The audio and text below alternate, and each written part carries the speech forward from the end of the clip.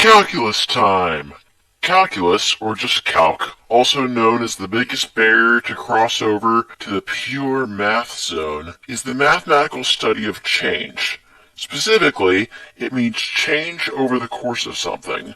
Most often this something is time, but it can be anything, like distance or time. Let x be time and y be the thing we want to measure. For a graph like y equals x, for every 1 we move to the right, we move 1 up. So the slope is 1. But what if we had a wacky graph, like this? Well, we can't answer that, but we can answer for the graphs like this. But first, we need to learn about limits. Limits are pretty boring when the expression follows usual rules of math. Limits are a way of making exceptions to rules. For example, we can't divide by 0, but with limits, we can divide by 0. Let's write out this limit as x approaches 0 of 5 divided by x.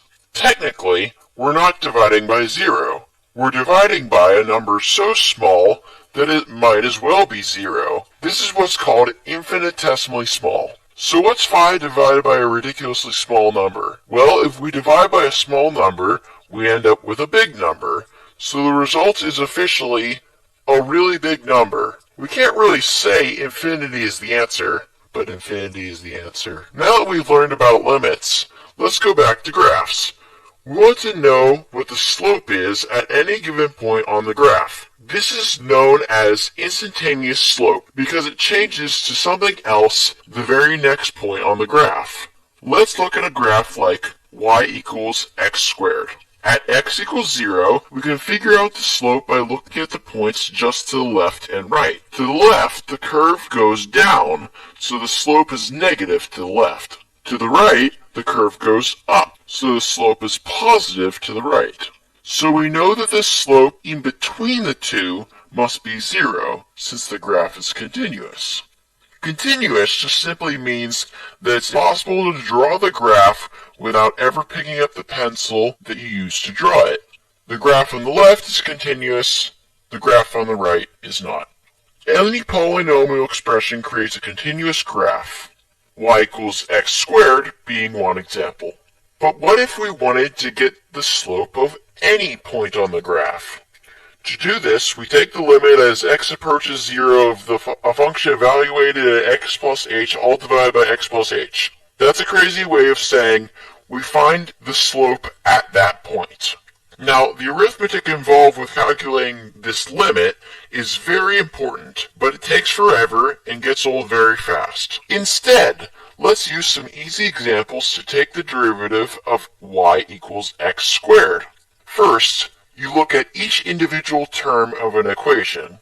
Here we have y and x squared. If the term is a constant, or has no variables, it becomes 0. If a term has a variable in it, we reduce its power by 1, and then multiply by that original power as a constant factor. So x squared, when derived, becomes 2x. 2 is the constant because 2 was the original power, and the power becomes 1 because that's 1 less than 2. Finally, after deriving a term, if the result is not 0, you must add an indicator that you have derived it. For example, y, when derived, becomes dy, read as the derivative of y. X squared, when derived, becomes 2x dx. 2x from the rules we mentioned before, and dx as an indicator that this term has been derived. Another important note, d is not a variable. It is just a letter put in front of another variable to indicate that it has been derived. So our final equation is dy equals 2x dx. We can clean this up one more time by dividing both sides of the equation by dx. This gives us dy dx equals 2x. This is read as the derivative of y in terms of x is 2x. So now, what do we do with 2x? Well, we can now plug in any value for x, and we can find out the slope of the graph y equals x squared. So if x equals 7, then 2x equals 14. So the slope of the graph at x equals 7 is 14.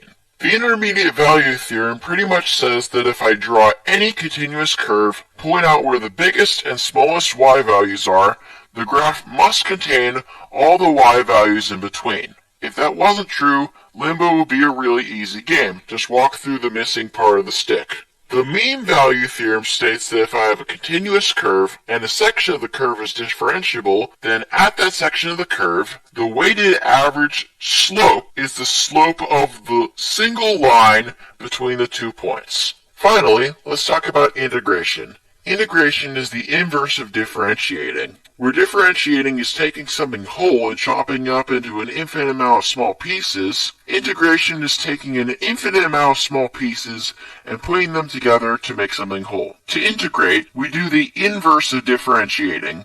Instead of multiplying by the original power and decreasing the power by 1, we increase the power by 1 and divide by that newly created power. So 2x when integrated becomes x squared because the power increases by 1 and then we divide by that new power. It's almost like doing an operation and then doing its inverse doesn't change the result. Wow, what a surprise! That's exactly what the fundamental theorem of calculus says. That if I take the derivative of the integral of something, then it's just that something. There's just one more thing to keep in mind. It doesn't work the other way around.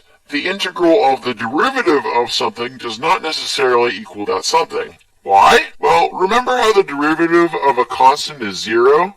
Well, that means that the integral of anything poofs a constant out of nowhere which we don't know. We can know, however, if we know the span over which we calculate the integral, which is the definite integral, as opposed to the indefinite integral, which gives us that constant we don't know about. Congratulations, you now know calculus.